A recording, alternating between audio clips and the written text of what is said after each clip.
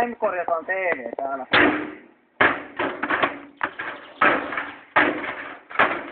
Ja mikäs paikkakunta tää oli, mihin ne korjataan TV näin? Sarvioki.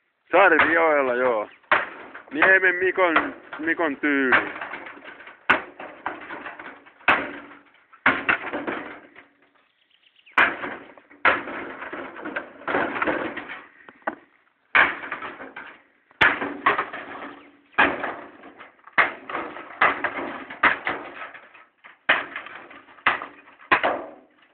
Ja mikä se oli työkalu, millä sä sitä korjaat? Häh?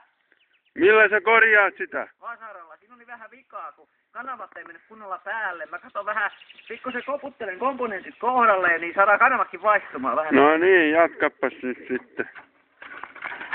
Ihmettelemistä. Tässä on vähän vikaa näissä piuhoissa, näitä pitää pikkusen vähän Ja minkä sä otat sieltä talteen? Mä otan tämän sydämen, jossa on akuparia. Noin puoli kiloa. Sinne muiden sekaan. Sulla on vähän enemmänkin siinä sitten. Joo, siinä vähän. Mä oon tämmönen ammattimainen television korjaaja kautta purkaaja. Että Joo. tässä pitää vähän pikkasen asentaa. Kyllä tämä tästä kuntoon tulee.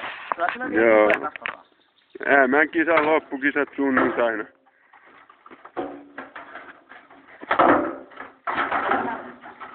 Jumissa joku aika.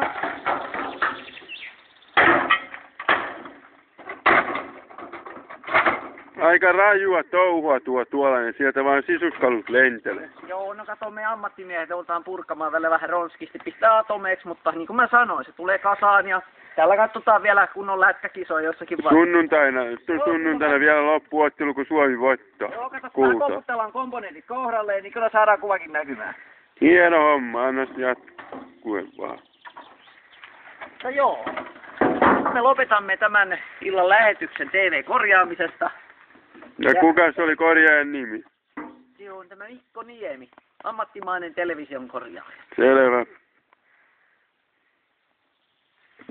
No tollasta jälkeen siitä tuli ja huomenna sillä katsotaan tosiaan vielä kisojen loppuun.